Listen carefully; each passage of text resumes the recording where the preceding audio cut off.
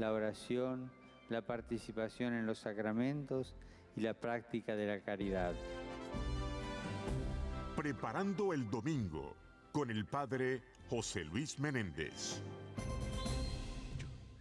Buenas tardes, queridos amigos, bienvenidos a una nueva edición de Preparando el Domingo con el Padre José Luis Menéndez. Yo soy el Padre Roberto Cid, que los saluda aquí desde los estudios de Radio Paz en Miami, donde se produce este programa que se transmite por las ondas radiales de Radio Paz, por todas las plataformas de Radio Paz, por supuesto, por el internet, radiopaz.org, las aplicaciones para teléfonos celulares y dispositivos móviles de Radio Paz, y también a través de las emisoras afiliadas de EWTN y de Radio Católica Mundial, y por supuesto todas las plataformas, incluyendo la onda corta de Radio Católica Mundial. ¿Cómo le va, Padre José Luis? Muy bien, echando para adelante, como siempre. Bueno, mire, tenía aquí en esta primera parte 3 cositas que quería comentarle.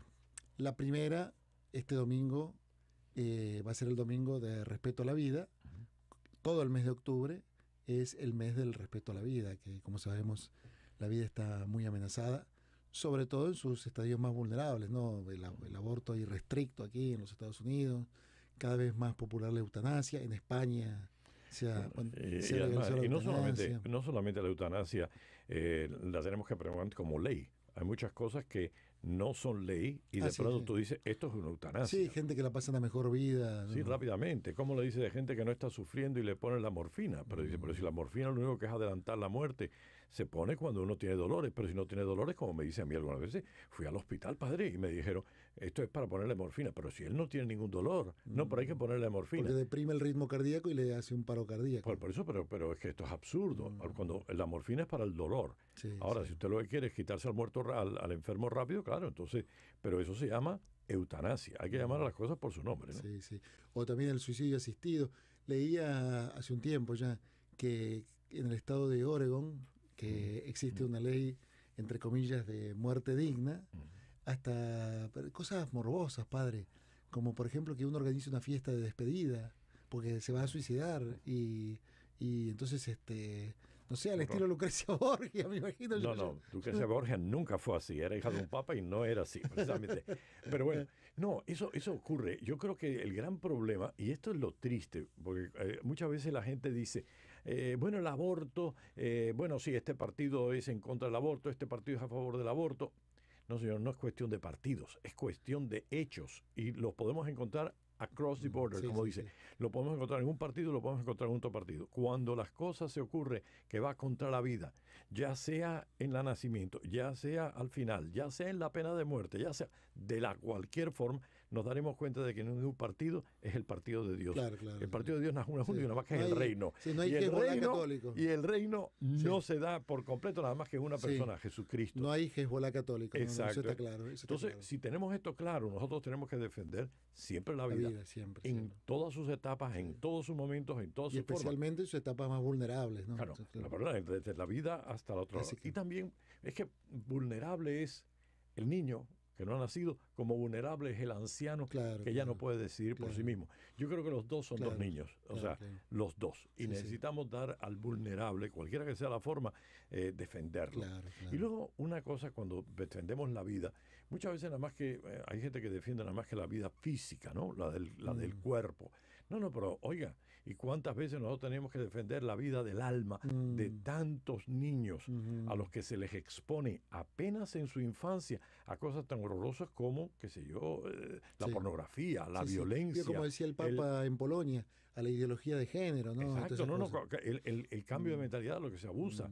Y eso físicamente. Bueno, y después una cosa como te dicen a ti, bueno, es el abuso no solamente físico, sino verbal. Habría que preguntarle cuántas veces nosotros maltratamos a la gente, ¿no? ¿Qué es la imagen que nosotros le estamos dando al mundo de esta violencia? Yo cuando veo a la violencia que estamos exponiendo a nuestros niños, por ejemplo, en los barrios donde de pronto un loco está en una fiesta, saca una pistola, empieza a matar. Yo creo que nosotros tenemos que defender la vida por arriba de todo. Sí, sí. Y no estamos hablando la vida del blanco o del negro, la vida de todos. del católico o no católico. No. La vida es sagrada porque Dios la dio a todos y es sagrada, no podemos quitarla. Sí, así es. Y bueno, gracias a Dios no somos de ISIS, no creemos en la violencia por la religión. Todo el mes de octubre aquí en los Estados Unidos es el mes de respeto a la vida, pero en particular el primer domingo de octubre se enfatiza todos los años el domingo del respeto a la vida. Así que para concientizarnos, para estar conscientes. Y la otra cosa que le quería comentar, padre. Y pensar una cosa, para Roberto, una cosa que te dice, pensar no solo en lo que nosotros denunciamos que los demás hacen. Pregúntate a ti, ¿es que de punto tú vas contra la vida física, psicológica y espiritual de la persona? Porque la persona no es un animal, no es un perro y un gato que hay que tratarlo con decencia. No, nosotros tenemos estas tres dimensiones, cómo nosotros tratamos a los demás. Porque muchas veces me dicen a mí la gente, no, el niño no entiende. No, el niño no entiende, pero sí siente. ¿Y qué es lo que nosotros estamos haciendo por los demás? El otro día había uno de los anuncios de la televisión, ese second hand smoke, es decir, los niños que son expuestos al fumador. Estaba yo el otro día yendo a una tienda y yendo de camino iba una señora que iba con su bebé y la señora estaba tomando un cigarrillo que acababa de prender, no sé dónde, iba hacia la tienda y claro, tenía que fumarse el cigarrillo antes de entrar a la tienda porque la tienda no se lo permitía. E iba con una niña pequeñita. Y yo decía, la mamá esa que era su hija, no hay duda. Que le da todo lo mejor, no hay duda. Pero sabrá que lo está exponiendo a algo que es casi como letal. Sí, es casi como si estuviera la niña fumando. O sea que hay muchas cosas que nosotros tenemos que mirar a nuestro alrededor si realmente estamos respetando la vida o no la estamos haciendo. Sí, no, y ese punto que usted hace también de la vida espiritual me parece muy interesante, ¿no? Que también, el mismo Señor Jesús nos dice, ¿no? Tengan cuidado no con el que mata el cuerpo, sino con el que mata el espíritu. ¿No? Y uno dice, bueno, ¿y de qué manera yo puedo estar yendo contra la vida de un niño pequeño? Bueno, pues una cosa muy sencilla. Escandalizándolo, ¿no? Escandalizando es una de ellas, pero también no nutriendo, porque una cosa es que yo te pegue un tiro y otra cosa es que te deje morir de hambre. Claro. Y yo digo que ese niño que tú has traído a la vida, lo menos que tú tienes que hacer es ayudarlo a crecer espiritualmente. Y te lo digo por dos razones. Tú sabes que a mí una de las cosas que me gusta, yo no pregunto mucho a los adultos, porque los adultos ya saben, pero a los niños que no saben, yo siempre les pregunto dos cosas. Hay dos cosas que no es por el niño, porque yo sé que el niño, por niño, yo sé lo que va a hacer el niño, sino porque ahí se me da el trasfondo de cómo es su familia. Yo le pregunto a los niños, ¿tú rezas todos los días? Entonces puede pasar dos cosas, que me diga que sí o que no. Ya yo sé que diga no, es porque la mamá o el papá le dijeron a una hora, oye, a dormir que ya tienes que irte mañana al colegio. Pero un niño, si tú no le invitas a que rece todos los días y tú no rezas y tú no te molestas, dejas de ver la televisión y te vas con el niño a la cama y le ayudas a rezar algo antes de irse a la cama, darle gracias a Dios por el día que han tenido, que cuida a sus papás y que los ayude para el día siguiente. Una oración que no dura nada más que un minuto, pero tú no le acostumbras. Como tú acostumbras al niño que cuando se levante se lave los dientes, cuando se acueste se lave los dientes, pues de la misma manera acostumbra al niño a rezar antes de acostar. Cuando el niño me dice que él no reza, es porque yo sé que los padres no rezan. Claro. La segunda pregunta que yo le hago siempre es, ¿vas a misa todos los domingos? Si el niño me dice sí, es que yo sé que los padres van. Si el niño dice no, entonces yo le estoy preguntando a esos padres que los llevan a colegios católicos, que de pronto dicen, no, yo creo que mi hijo esté en un colegio católico. Y le digo, bueno, una cosa, ¿y usted alimenta a su hijo espiritualmente en la oración nocturna o diurna o cuando sea? O cuando ellos van a misa el domingo. Ah, no voy a misa el domingo. Oye, ¿ustedes no creen que está yendo contra la vida espiritual de ese niño? No, y es tan triste, padre, cuando usted ve padres de familia de escuela católica que usted ve, porque usted los ve en la escuela y después no los ve el domingo en la misa, ¿no? Claro. Y sabe que viven a 10 cuadras de la parroquia, que si no fueron a misa a la parroquia no han ido. Por eso yo y le dice, y usted le pregunta, pero vengan a misa. Ay, no, padre, es que no podemos porque estamos muy ocupados, porque mi hijo juega en un team de básquetbol que tuve que ir a Orlando. Primero, en Orlando hay iglesias. Y segundo, ¿qué es más importante? Que se destaque en el deporte o sea, yo no digo que no sea importante el deporte, ¿no? Pero todo eso es pasajero, mientras que la relación con Cristo, ¿no? Y además hay una cosa. A mí eso me da una tristeza, me parte el corazón. Porque digo, ¿qué me dice del estado del espíritu de los padres, ¿no? Pero además es que tú me estás diciendo, ay no, yo soy pro-life, ay no, yo estoy en contra del aborto. Muy bien, pero no vas a misa el domingo. Y no digo cuando estoy hablando de un católico, ¿no? Y de un protestante cualquiera, un judío cualquiera, que vaya a su iglesia, a su sinagoga, a su culto, que le alimente espiritualmente a ese niño, porque tan importante, vuelvo a decir, es lo físico como lo psicológico, como lo espiritual. Le das cariño, le das tiempo. Por ejemplo, yo cuando miro en ese aspecto, hemos dicho el físico, hemos dicho espiritual, pero en el psicológico, yo me pregunto, tú le das cariño a tu hijo, se lo manifiestas, le dices que lo amas, le dices que lo quieres, lo llevas a ver a sus abuelos, los llevas a ver a sus primos, haces vida familiar.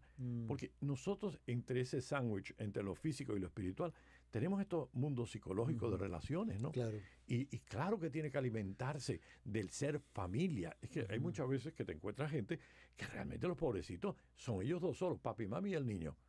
Y yo el otro día, y se ven casos tristes, pero en ese caso triste, padre, se ve la grandeza de lo que ocurre.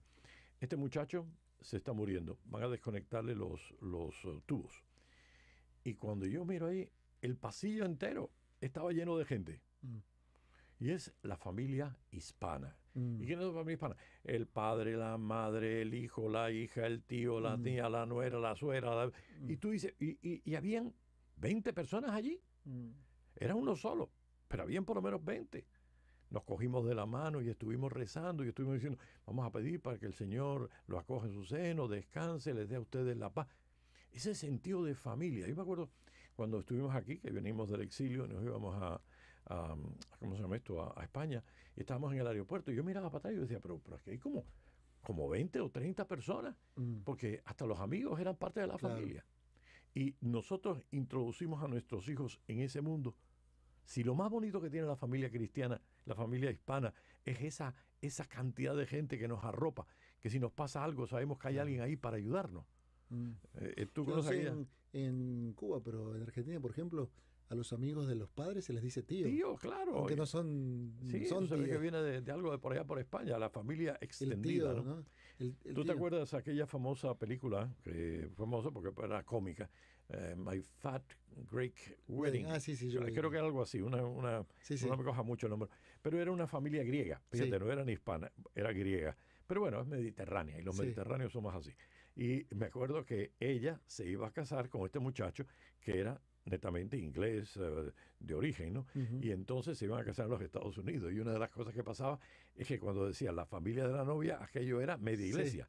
Cuando dice la familia del novio, eran apenas papi y mami, punto, y 2 gatos. Es el sentido de familia. Los alimentamos en ese sentido de familia. Vamos perdiendo esas tradiciones. No sé. Pero yo creo que, miren, señores, la vida es más amplia que simplemente un aborto o no. Mucho más amplia porque es toda la vida. Y no solamente toda la vida, es a 3 niveles de toda la vida. Físico, psicológico y espiritual. Claro. No digamos, aquellos. No, mirémonos a nosotros. ¿Qué nosotros estamos haciendo por la gente que les estamos privando la plenitud de estos 3 niveles? Claro. ¿Y qué compromiso tengo yo a favor de la vida? A favor de esa vida con mayúscula, no es una vida con minúscula. Claro. Y especialmente en sus estadios más vulnerables. Y tiene que ver con eso la otra cosa que le quería comentar, padre, porque también habla... usted sabe, la Madre Teresa de Calcuta, cuando vino aquí en los años 90 al desayuno de oración con el presidente, una de las cosas que le dijo al entonces presidente es, mire, en un país donde el aborto legal nunca va a haber paz, porque la relación más primaria está dislocada, luego en la sociedad va a haber paz, va a haber guerra, no va a haber paz, va a haber guerra en el mundo. Y hoy tuvimos en la parroquia en San Patricio la misa por el día de San Miguel, que usted nos llama José Luis Miguel. Claro. Felicidades, padre. Pero hoy es un día atrasado. Hoy es San Jerónimo. Sí, ya sé, hoy es viernes 30, ¿no? Hoy es San Jerónimo. Y hoy viernes, sí. Después le iba a hablar de San Jerónimo, pero eran los 3 temas que le quería comentar. Pero este tiene que ver con el de la vida en este sentido. También usted sabe que San Miguel es el patrono de los policías. Exacto. Y aquí hay mucha controversia, está hay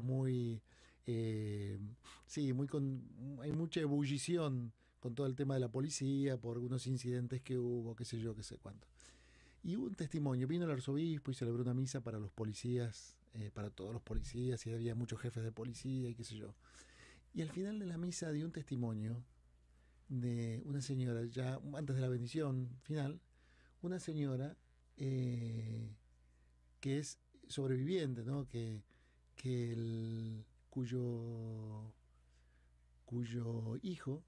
cuyo esposo era policía y murió en cumplimiento del deber, ¿no? Y tiene 4 hijos policías, ¿no? Le digo, padre, un testimonio desgarrador, el de la señora, ¿no? Y aunque, pues de hecho hay policías que dejan mucho que desear, hay policías corruptos también, ¿no? Como curas, como pastores, como decía médicos, abogados, el arzobispo todos, decía en su homilía hoy, el arzobispo Wensky decía en su homilía hoy, ¿no? A partir de San Miguel Arcángel, de la oración esa defiéndonos en la batalla, ¿no? Contra las insidias del diablo, ¿no? Y decía, en esa batalla, lo que contiene al mal presente en la sociedad, al pecado, la debilidad humana, es una tenue línea azul, dijo él, ¿no? Que es la policía, que es la barrera para que la vida en sociedad no se transforme en una jungla, ¿no? Uh-huh. Y decía el arzobispo, en esa línea azul hay hombres y mujeres de carne y hueso, con temores, con limitaciones, ¿no? Con miedo, sujetos al pecado también, pero gente que sufre, ¿no? Y solo salen en el diario o cuando detienen algo, una agresión muy fuerte en la sociedad, o cuando por incompetencia o malicia hacen algo que resulta en una catástrofe, una tragedia.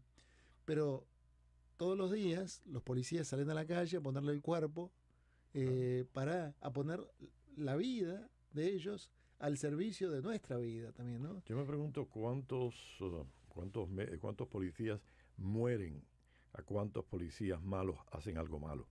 ¿Cuántos mueren defendiendo la justicia? Y sobre todo en estos tiempos que vio que hubo gente que salió deliberadamente a matar policías. Exacto, no, eso es horroroso. Lo cual no obsta que los policías no puedan cometer errores o ser delincuentes incluso, ¿no? Pero bueno, es lo mismo que yo digo. Mira, pasa una cosa. Esto es como cuando los sacerdotes, los pastores, de pronto te encuentras uno que hace algo mal, va a salir front page, en el frente de un periódico. El reverendo, el padre fulanito cometió este error. Oigan, y los otros 80,000 sacerdotes católicos que estamos en los Estados Unidos trabajando día a día, minuto a minuto, en los hospitales, oyendo las confesiones, diciendo misa. Eso no cuenta, no. Contó uno. Y decía el arzobispo McCarthy, dice, nosotros somos como los barcos en la marea. Y me imagino que te digo eso por los policías. ¿Cuántos miles de policías están haciendo su trabajo, sacrificando, poniendo su vida? Ahora, ¿hace algo uno malo? Que pudo haber sido en un momento de obcecación, de miedo, de lo que sea. Sí, o también con malicia, qué sé yo. ¿no? Porque... Lo que sea. Uno lo hace y automáticamente todos son culpables.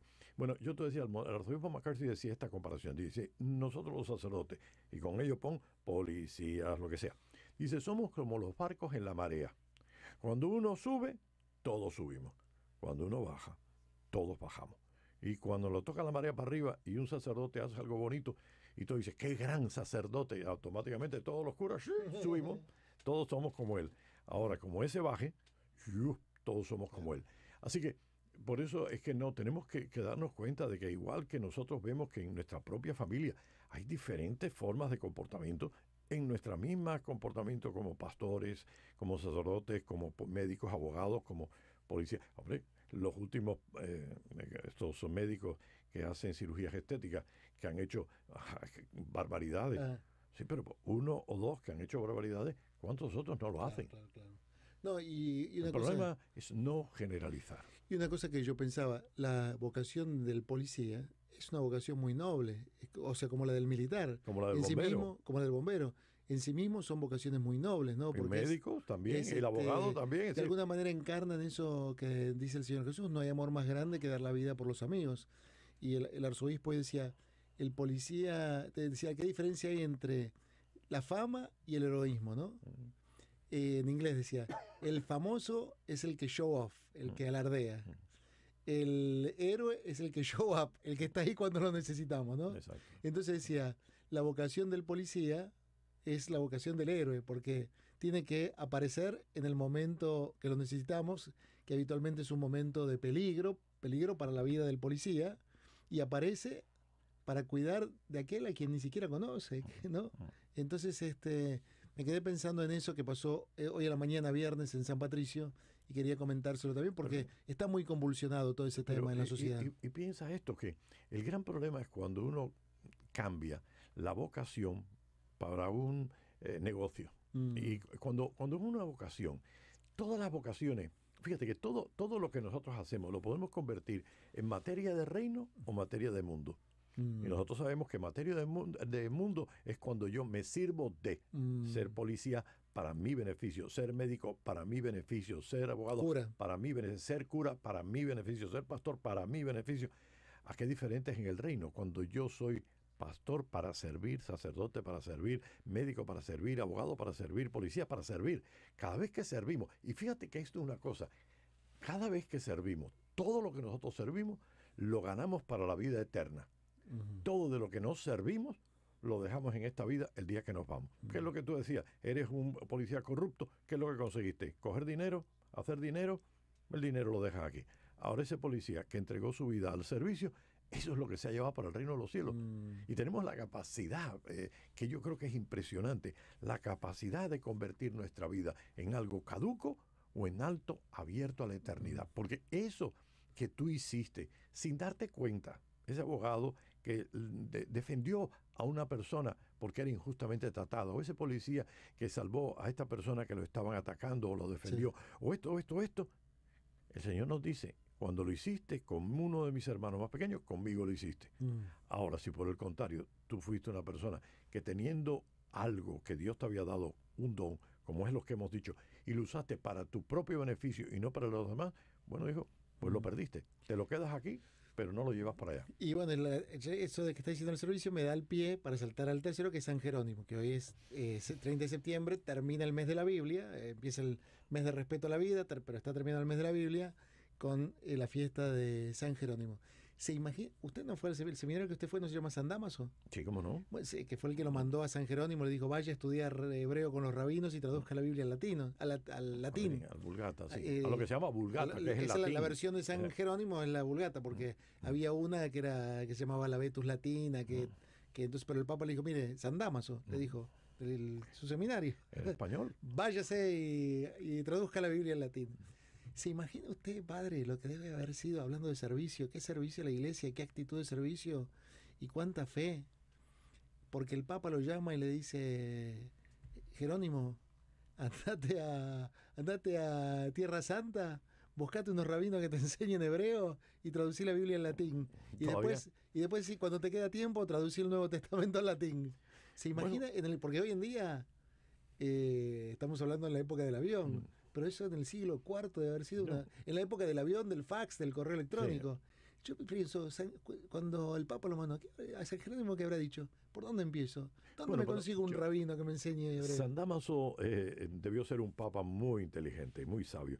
Y él sabe que al escoger a Jerónimo no estaba escogiendo a cualquiera. Estaba escogiendo un santo para que hiciera una labor especial. Porque iba a ser... yo digo que de la misma manera que el sacerdote consagra, ¿no?, el pan y el vino y se transforma por gracia de Dios, no por nuestras palabras simplemente, sino por gracia de Dios se convierte en el cuerpo y la sangre de Cristo. Yo creo que de la misma manera Él llamó a una persona para que tradujera, nos hiciera entendible lo que la palabra de Dios estaba diciendo y que lo hiciera con verdad, no con invenciones, no mal traducidas. Porque es que el problema es que lo que él hizo fue poner en nuestras manos la palabra de Dios. Y él era un hombre que debió ser no solamente un santo, debió ser una persona instruida, y tercero, debió ser una persona con un amor enorme a la Biblia. Hoy tú y yo hemos leído... una tenacidad también, ¿no? Bueno, es que decía, hoy en la lectura, del libro, en la hora de lectura, que está la lectura de San Jerónimo, y una de las frases que dice es el desconocer la Escritura, desconocer a Cristo. Es decir, él se daba cuenta de que lo que él estaba haciendo era poniendo en nuestras manos las cartas de amor que Dios había dirigido a cada uno de nosotros, pero que por desgracia, como no entendíamos el griego clásico, el hebreo, el griego, cualquiera de los idiomas en que esa Biblia había sido escrita, y de pronto no tenía en sus manos eso traducido para que aquella gente lo pudiera entender, pues era una labor de caridad. No estamos hablando de en el año de la misericordia. ¿Qué misericordia más grande de que enseñar al que no sabe, ¿no? Pues poner en las manos de estas personas el conocimiento de la palabra, que tú pudieras oír. Tú sabes, yo a la palabra de Dios la comparo con una cosa que guardaba mi madre. Tú sabes que las mujeres, tú y yo no somos mujeres, así que tal vez no tengamos esto, pero yo lo veo con mi hermana y lo veía con mi madre. Guardan todo. Algunas, otras tiran todo. Otras tiran todo. Bueno, en este caso a mi madre, a mi madre y mi familia guardaban todo. Y una de las cosas que guardaban, la servilleta de que fuimos a no sé dónde, esta cosita, son pequeños detallitos, ¿no? Y los guardaban. Bueno, mi madre tenía guardado en una cajita en el closet de su cuarto, me acuerdo, era una cajita de metal y lo tenía con una cinta azul alrededor. Y eran las cartas de amor que mi padre le había escrito a mi madre. Y ahí las guardaba. Claro, yo me imagino que ella pensaba que eso era un secreto que ella sabía. Pero claro, lo sabíamos todos. Lo que el viejo le había escrito a ella. Así que esto se guardaba. Pero tenía mi amor, con mi cariño, que mi madre guardaba las cartas de mi padre. Yo creo que con ese mismo cariño la Iglesia guarda las cartas de Dios nuestro Padre, escritas en el Antiguo Testamento y en el Nuevo Testamento. Las cartas de amor. Te amo como la niña de mis ojos. Tu nombre está escrito en mi mano. Aunque una madre, te amo como una madre. Y si la madre no te ama, no importa, yo nunca te dejaré de amar. Te recogí. Con amor eterno te ve. Me fuiste infiel, pero yo te perdono. Yo te doy otra oportunidad. Ese amor de dar hasta el fin. Yo creo que ese amor son las cartas que tradujo Jerónimo. Y yo creo que esto era importante. Hoy yo estaba predicando en la primera lectura de hoy. Estamos en el libro de Job. Y básicamente la lectura de Job, el libro de Job, termina como diciendo, ¿quién tú eres para preguntarme? Es lo que aparece hoy en la primera lectura, ¿no? ¿Dónde estaba cuando yo creé el mundo? ¿No? Exacto. Mi conocimiento es lo que mi conocimiento de ir a Dios y mi fortaleza es lo que hace que Job diga, evidentemente, yo quién soy para pedirte cuenta si tú eres mucho más sabio que yo y mucho más fuerte que yo, así que no soy yo quien te pida cuenta. Y yo digo, qué suerte o qué bendición tener nosotros la capacidad de estar en el Nuevo Testamento, porque ahora no solo sabemos que Dios sabe, no sabré por qué, pero Él sabe más que yo, que Él es más poderoso que yo. Pero es que hay una tercera cosa que me hace a mí hoy, desde el Nuevo Testamento, pensar que, aunque yo no entienda, sé que puedo confiar. Y es el amor infinito de Dios. ¿Qué te puedo yo echar en cara si yo sé que tú me amas infinitamente más de lo que yo puedo? No solo que tú eres infinitamente inteligente, infinitamente poderoso, sino infinitamente amoroso. Así que lo único que puedo hacer en este momento de terremoto, en este momento de dolor y de tristeza, es ponerme en tus manos y que tú sepas lo que tienes que hacer conmigo. Confío. La confianza que nace no solo de la fuerza y del conocimiento, nace también del amor. No me acuerdo qué día, pero en el breviario aparece una poesía que a mí cuando la leo me llama mucho la atención, que dice en uno de los versos, ¿no? ¿Cómo quejarme de mis pies cansados cuando veo los tuyos destrozados? ¿no? Exacto. Y a mí me llama la atención, ¿no? Ya no te pido nada, porque de mi vida a ti veo que se me quedan como algo así mi boca pedigüeña se calla. Pero me acuerdo eso que dice, también dice mis manos cuando veo las tuyas perforadas, ¿no? Sí. Pero bueno, yo ya vamos a la pausa, pero hoy la gente le comentaba, cuando celebré misa en San Patricio, hablando de San Jerónimo, le plagié, padre, porque usted siempre nos aclara, nos enseña que cuando los musulmanes nos dicen que nosotros somos la gente del libro, nosotros no seguimos un libro, seguimos una persona que está viva, que es Jesucristo. Que Pablo dice que murió, pero que está viva. Sí. Decía Festo, no lo decía tampoco. Pero seguimos una persona que está viva, pero conocemos a esa persona a través de la Sagrada Escritura. ¿No? Que el Papa San Dámaso, precisamente para que lo pudiéramos conocer, y en esa época que todo el mundo hablaba latín, porque como el inglés hoy en día es la lengua franca, le dijo, anda, aprende hebreo y traducí que sea accesible para todos, ¿no? Mi padre estaba vivo, las cartas estaban allí. Mi padre podría hablarme, pero las cartas me hablaban de la profundidad del corazón que ni siquiera él se atrevía a decirlo. Claro. Así que, claro que sí, la palabra de Dios es la palabra viva. Y cada viva que nos habla a nosotros, con las mismas palabras que habló hace 2000 años. Así es. Bueno, vamos a la pausa y cuando volvemos de la pausa nos dedicamos al Evangelio de San Lucas. Ya regresamos, preparando el domingo. Llévate mi tristeza, llévate mi soledad. Encuentro familiar de sanación y liberación, grande y eterna es su misericordia. Predicadores Miriam Gómez y padres Raúl Quesada, Mario Castañeda y Freddy Yara. Sábado, octubre 8, de 8 a 5 de la tarde. Parroquia Madre de Nuestro Redentor. Tickets en Librerías Paulinas y San Pablo. 305-819-6584. Si busca empleo, llame al 786-363-6325. La línea de empleo de Radio Paz 786-363-6325 llega a ustedes por cortesía de Sedano Supermarket. Escuche Ecos de la Iglesia, un espacio para oír lo que Dios nos dice a través de la Iglesia. Todos los viernes por esta Radio Paz, 8:30 AM. Siempre contigo.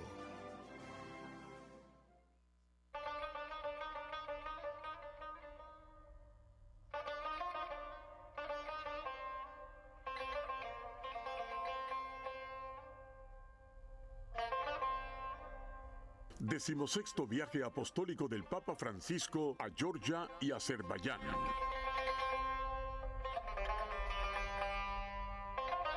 Escuche este domingo 2 de octubre a la 1:20 de la mañana la Santa Misa en Bakú.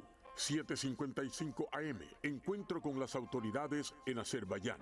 8:50 AM, encuentro interreligioso, presidido por el Santo Padre. Radio Paz, siempre contigo. Ayrılıp giden de sevdiği yerden. Ayrılıp giden de. Las obras de misericordia, iluminadas por la palabra de Dios y el Papa Francisco en el Jubileo de la Misericordia. Vestir al desnudo.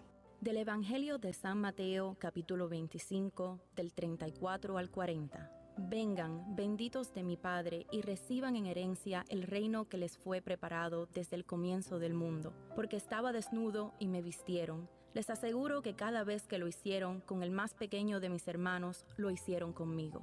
Dice el Papa Francisco, la iglesia que evangeliza sale al encuentro del hombre, anuncia la palabra liberadora del Evangelio, sana con la gracia de Dios las heridas del alma y del cuerpo, socorre a los pobres y necesitados.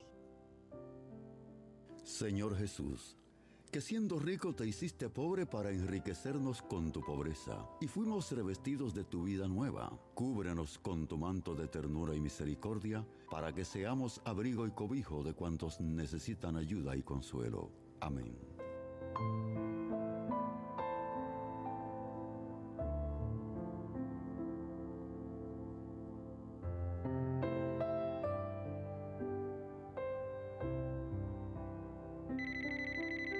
Del libro de los Proverbios.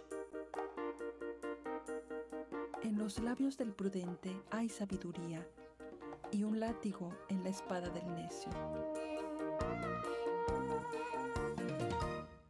Radio Paz, siempre contigo.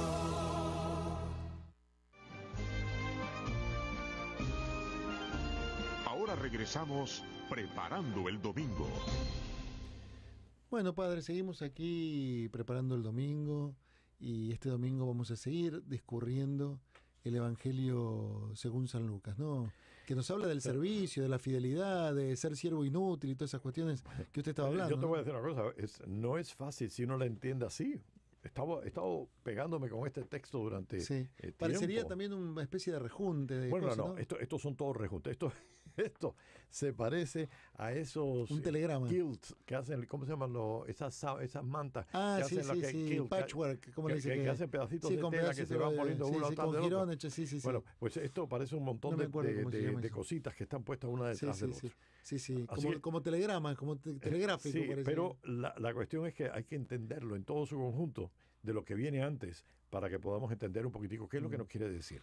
Sí. Así que no es nada fácil, no es un evangelio fácil no es una narración, entender. una parábola, No, parece bastante dislocado. Bueno, es una disperso, parábola, ¿no? habla de una parábola, pero una parábola que hay que entenderla dentro de una cultura, y qué es lo que está queriendo decir. Pero y después dichos aquí y allá, sean siervos que Sí, no es fácil. Bueno, ¿le parece lo escuchamos, padre? Claro Y después que sí. nos ayuda a entender un poquito. ¿Cómo no?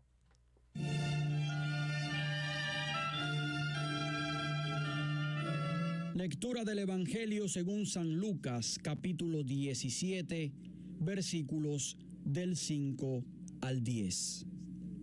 En aquel tiempo, los apóstoles dijeron al Señor: aumentanos la fe. El Señor les contestó: si tuvieran fe, aunque fuera tan pequeña como una semilla de mostaza, podrían decir a ese árbol frondoso: arráncate de raíz y plántate en el mar, y los obedecería. ¿Quién de ustedes, si tiene un siervo que labra la tierra o pastorea los rebaños, le dice cuando éste regresa del campo: entra enseguida y ponte a comer? ¿No le dirá más bien: prepárame de comer y disponte a servirme para que yo coma y beba? Después comerás y beberás tú. ¿Tendrá acaso que mostrarse agradecido con el siervo porque éste cumplió con su obligación?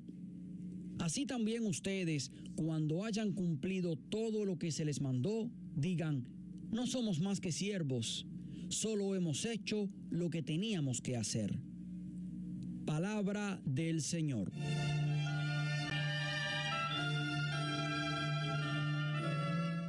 Muy bien, padre. Bueno, sí, parecería, ¿no?, que está... que sí. en ese momento San Lucas estaba un poquito... No, es que sin musa. no con musa, con mucha musa, pero lo que pasa es que recoge y dice: ¿dónde yo pongo esto? Bueno, pues lo pongo aquí, aquí y aquí y acullá. Pero vamos a ver una cosa que en lo que se nos ha leído hoy, es que es ese capítulo 17, en esa parte del 5 al 10, es está dividido como en dos partes. Entonces, no sé si te das cuenta, cuando los apóstoles le dicen: aumentanos la fe, y de pronto la otra es: ahora ustedes, como criados inútiles. Es decir, que hay como dos cosas ahí pegadas una al lado de la otra. Pero vamos a ver un poquitico de dónde surge esta primera parte, ¿no? Recuerda que estamos hablando en ese periodo del Evangelio en que se nos está hablando de cómo ser discípulos. Por tanto, Jesús le está enseñando a ellos el discipulado. ¿Qué es lo que hubo antes de este aumentanos la fe? Bueno, déjame leerte un poco esos versículos del 1 al 5, que son los que vienen inmediatamente antes de esa aumentanos la fe. ¿Y por qué los discípulos le dicen aumentanos la fe? No es que estaban un día viendo las estrellas y dicen aumentanos la fe. No, fíjate lo que dice. Jesús dijo a sus discípulos: es inevitable que sucedan escándalos, pero ay de que los provoca. Más le valdría que le encajara en el cuello una piedra de molino y lo arrojasen al mar antes que escandalizar a uno de estos pequeños. Andaos con cuidado. Recuerda siempre que cuando hablamos de escándalo significa piedra de tropiezo, alguien que aparta del camino. Y continúa, la cosa que viene pegada a este dice: si tu hermano te ofende, repréndelo, y si se arrepiente, perdónalo. Si te ofende 7 veces al día y vuelve 7 veces a decirte lo siento, perdónalos. Para los judíos ya perdonar 3 veces era grande.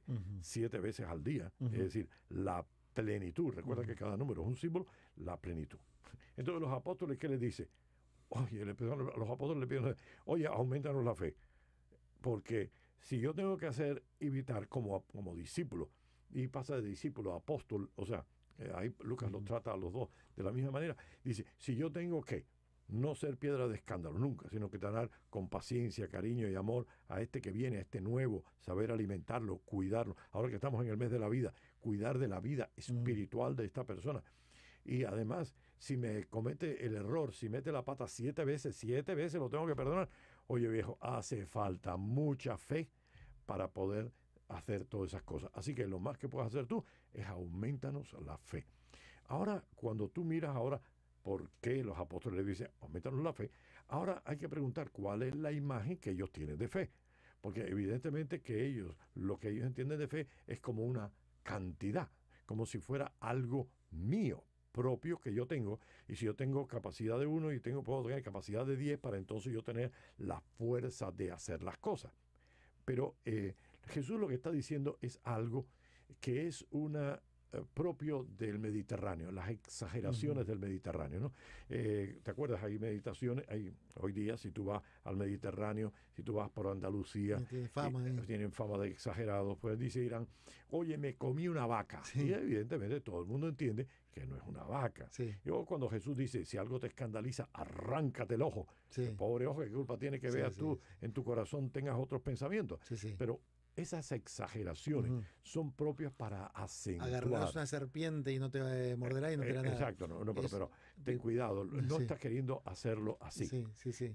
Es una metáfora que y te voy a decir que en muchos casos hay gente que lo ha seguido tan al pie de la letra que han cometido aberraciones.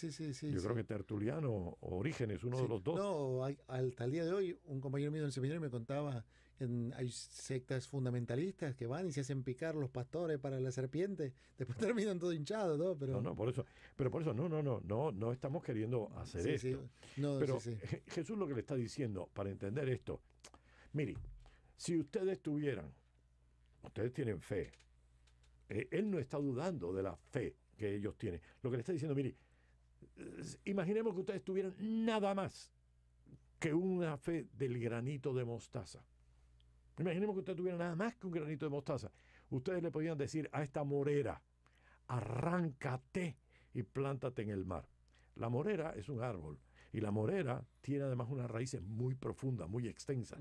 Jesús no cogió un árbol por casualidad, cogió la morera, porque eso era un árbol muy difícil de desarraigar. Bueno, pues si ustedes tuvieran nada más que con eso, ustedes cogerían este árbol y le dijeran, arráncate y plántate en el mar. Lo imposible se haría posible. Solamente con que ustedes tengan un grano de mostaza, lo imposible se hace posible. Porque la fe no está en tener cosas. La fe está en continuidad, en conjunción, en unión con Dios. Porque quien está con Dios, quien confía en Dios, para Dios nada es imposible. Y por tanto se puede hacer todo. La fe no es algo que uno amontona como carbón, sino que es una vida en comunión con Dios. Y cuando existe esa vida en comunión con Dios, lo más pequeño es más que de sobra, porque el que va a actuar es el Señor. Por tanto, no estamos hablando de que Jesús le está diciendo a los discípulos, oye, con un granito ustedes pueden hacer obras de magia. No. Miren, el Señor nunca hizo obras de magia. Es más, cuando el demonio fue a tentar a Jesús, quiso que hiciera obras de magia. Cuando dice, súbete al templo y tírate, y verás cómo los ángeles te cogen, y al no caer, la gente dirá, wow, mira lo que hizo. Las rocas en pan. No, si algo no tiene la fe, es magia. Lo que tiene la fe es unión con Dios, y en Dios nada es imposible. Así que, por poquita fe que ustedes tienen a Dios con esa fe, y ese Dios mueve las montañas, porque al fin y al cabo, ¿quién es el que hace las cosas? Dios. Nosotros siempre decimos, nosotros pedimos a los ángeles o a los santos que intercedan por nosotros, pero ni siquiera la Virgen María puede hacer nada, no puede mover nada. El único que lo puede hacer es Dios. Dios es el que lo hace por intercesión de todos nosotros. ¿Y dónde es que el Señor quiso que la fe mostrara toda su grandeza, toda su importancia? Bueno, en la predicación, en el amor, en el servicio, en la capacidad de curar, en la capacidad de ayudar al que lo necesitaba. ¿Dónde está la grandeza de la fe? Lo imposible se hace posible a través de la fe. Mira a la Madre Teresa de Calcuta, una simple mujer que se fue a trabajar con los más pobres y al final le dieron un funeral de Estado. ¿Y por qué le dieron un funeral de Estado? Porque todo el mundo vio la grandeza, no era en que había convertido las piedras en pan, la grandeza es que había cambiado el corazón del ser humano para que viera en aquella persona que el mundo despreciaba a la imagen de Dios, a la persona que había que por dignidad cuidar y proteger. Ahí está la grandeza, ahí está. ¿Quién lo hizo? Dios. ¿Y qué fue lo que hizo la Madre Teresa de Calcuta? Dejar que la gracia de Dios, la fortaleza de Dios hiciera. ¿Cuál es el problema nuestro como discípulos de Jesús? Es que cuando tenemos que hacer algo, siempre ver lo negativo. No, yo no lo puedo hacer. No, pero oye, hay que ir a evangelizar los barrios más pobres de la ciudad de Miami. ¿Hay con quién? yo no tengo, yo no puedo, yo no sé, no tengo dinero, no tengo, ¿qué me va a pasar? ¿Y si me asaltan? ¿Y si me matan? ¿Y si me roban? ¿Y si me...? No, siempre miramos lo negativo. Cuando el Señor fue a multiplicar los panes y peces, ¿qué fue lo que dijimos? Oye, no tenemos panes. Oye, haría falta 200, yo no sé cuántos de dinero. Sí. Y con 200 denarios. Denarios, necesitamos 200 denarios, no tenemos para dar de comer a esto. Y Jesús le dijo, ¿qué es lo que ustedes tienen? No, aquí hay un niño que tiene 5 panes y 2 pesos, dámelo para acá. Yo siempre me acuerdo cuando tengo que predicar esto de Monseñor Agustín Román. Monseñor Román, que está en el cielo y es un santo, y yo lo sé. Había unas cosas que decía siempre. Aquí en Estados Unidos, cada vez que tenemos que hacer algo, siempre decimos, vamos a ver, antes de hacer nada, hay que buscar una oficina, una secretaria y un budget. Es decir, dinero para poder hacerlo. Y el Señor nos mandó sin oficina, sin secretaria y sin dinero a evangelizar. Y las grandes causas de la evangelización fueron a lo loco, confiando en Dios, y se hicieron los grandes milagros. Miren, cuando uno se dice, uno mira este continente americano, ¿no? Desde California hasta la Tierra del Fuego, ustedes ven los millones. Somos la gran cantera de católicos en el mundo. La más grande concentración de católicos en el mundo está en Latinoamérica. ¿Cómo se hizo? A través de aquellos misioneros. Porque la gente rica, la gente poderosa, los gobernantes se quedaban en las capitales. O lo que hablábamos antes, San Damaso y San Jerónimo. Exacto. No le dijo, bueno, hacía un plan de trabajo, sí. A ver cuál es el budget que tenemos, el dinero que necesitamos. Para contratarme un rabino, para que exacto, me dé clase para de a ver, si no, yo no sé, el último hotel que tratamos de conseguir en Belén, no sé si fue muy bueno, pero bueno, mira, a ver. No. Es confiando en Dios. Es confiando. Es Dios. Es que como decimos, seguimos del libro. No seguimos el libro, seguimos a alguien. Y ese alguien murió, y ese alguien está libre. Y es en la fuerza de ese alguien que nosotros podemos hacer las cosas. No es en que tú tengas más fe. Si tú lo que tienes que tener es más relaciones con Dios. Y en esa relación con Dios, y en esa confianza con Dios, es que se hacen las cosas. Claro. La segunda cosa, y es que yo sé que siempre se nos corta un poco esto, pero la segunda parte es, vamos a ver, y ahora yo les tengo a ustedes una cosa. ¿Qué es lo que los fariseos tenían? Bueno, ellos creían que con todo el conocimiento, con todo el cumplimiento de la ley y con ser hijos de Abraham, tenían derechos en el reino de los cielos. Y Jesús le dice, miren, oigan, ustedes no tienen derecho a nada. Si ustedes entienden eso, si ustedes entienden el amor de Dios, si ustedes entienden lo que Jesús está haciendo, si ustedes ven la entrega, si ustedes ven esto y ustedes siguen, se darán cuenta que la bendición la tienen ustedes ya. No hay que darles nada. ¿Quiénes son? Mire, aunque ustedes entregaran toda su vida, aunque ustedes hicieran todo, no tienen derecho a lo que ya Dios les está dando. Cuando uno dice, ay padre, pero mire, es que yo me maté y me entregué y fui sacerdote y ay, yo merezco un cielo especial porque yo soy sacerdote, renuncié a la familia. Y dice el Señor, no, porque lo que tú vas a recibir es mucho más que lo que tú nunca hubieras recibido. Yo me pregunto esto como comparando, y luego buscamos una comparación actual, ¿no? Porque nos corte, es un poco difícil entender este hombre que tiene un esclavo. Ya en nuestro mundo no existen esclavos. Segundo, este esclavo tiene que trabajar en el campo y para colmo, cuando llega a casa, tiene que trabajar en la casa. Y no le dice el hombre oye, a ver, ahora yo te sirvo porque tú has estado trabajando. No, si eres esclavo, en aquella mentalidad, tú me sirves a mí, claro, porque tú eres propiedad mía. Así que tengo que agradecerle que él se ponga a servirme. No, pero si es lo que tiene que hacer. Es lo que dice, ¿y qué es lo que ustedes tienen que hacer? Es que lo que ustedes están haciendo es lo que tienen que hacer, porque la bendición está en lo que ustedes están haciendo. Yo estaba pensando, un padre que trae a su hijo y lo ama y lo quiere, hay que darle las gracias. No, pero si esa es la misión de padre. Un hijo que se porta bien con sus padres, hay que agradecérselo. No, Concholi, ya si tus padres dieron la vida, sus padres se mataron, te cuidaron tantos años, cuidaron de alimentarte, de educarte, de tener cariño. Concholi, nada de lo que tú hagas nunca va a pagar a tus papás lo que tú has hecho, lo que ellos han hecho por ti. Cuando tú verás cómo las cosas que uno recibe en agradecimiento, nunca tendremos posibilidad en agradecimiento. No son las obras nuestras las que nos merecen lo que el Señor nos vaya a dar una vez muertos y pasados a esa dimensión que llamamos cielo. Es la gracia. Es que nuestra salvación es gracia. La aceptación de lo que Dios ha hecho por nosotros es nuestra bendición. Y la aceptación de lo que Dios ha hecho por nosotros es hacer lo que nosotros estamos haciendo. Ser un buen sacerdote no lo estás haciendo por ganarte el reino de los cielos. Tú estás siendo un buen sacerdote porque es respuesta al amor de Dios tan grande. Y nada de lo que tú hagas será comparable con todo lo que Él te ha dado. Nada. Y estaba pensando, padre, y seguramente a mí me pasa cuando me toca ir al hospital, que queda cerca de la parroquia, y usted también tiene el hospital cerca de la parroquia, y pienso seguramente le habrá pasado, que muchas veces cuando lo llaman para ir a un gira a una persona, moribundo, si después la persona muere, sobre todo si la persona muere, y a veces nos toca celebrar el funeral, ¿no? O a veces no nos toca, pero nos volvemos a encontrar con los familiares, y le dicen, ay, padre, gracias, ¿no? Porque lo que usted hizo, qué sé yo, qué sé cuánto. Y en el fondo, yo a veces a la gente se lo digo, ¿no? Pero no se lo digo por falsa modestia. Le digo, yo no hice nada extraordinario.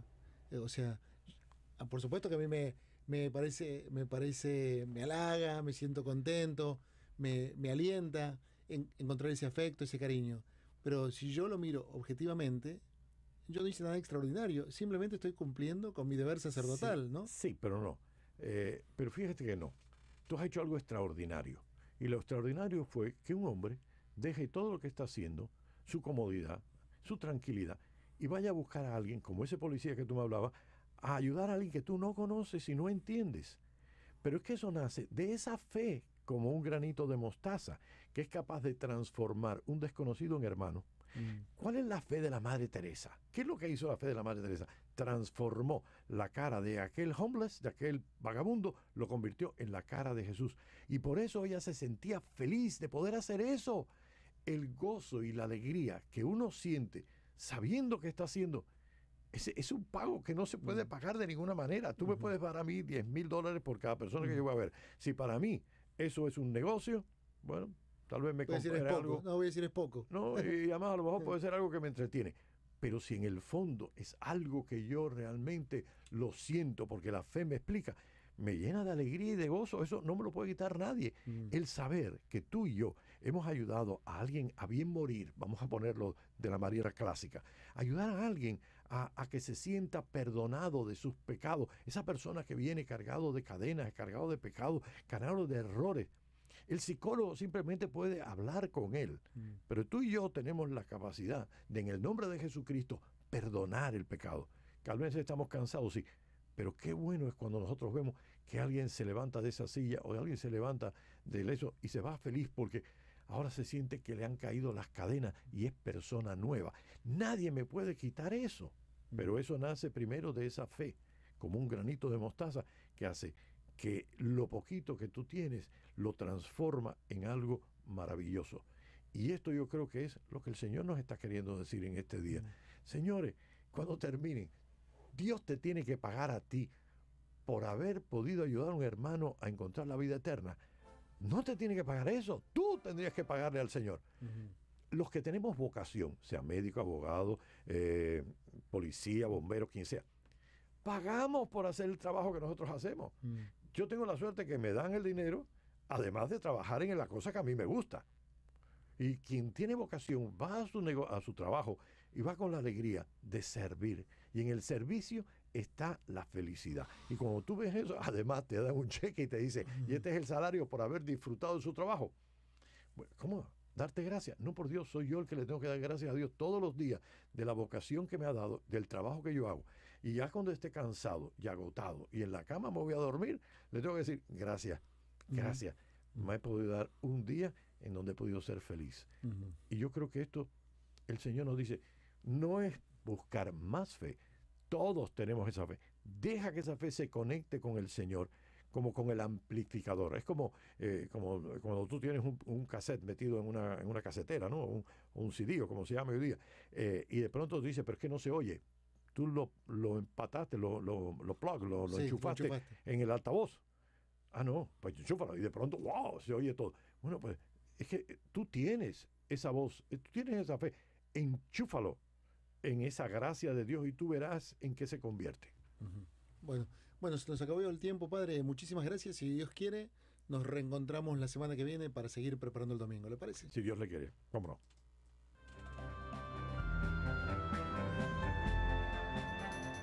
Radio Paz presentó Preparando el Domingo. Esta relación de hijos con el Señor debe crecer, debe ser alimentada cada día con la escucha de su palabra, la oración, la participación en los sacramentos y la práctica de la caridad. Preparando el Domingo con el Padre José Luis Menéndez.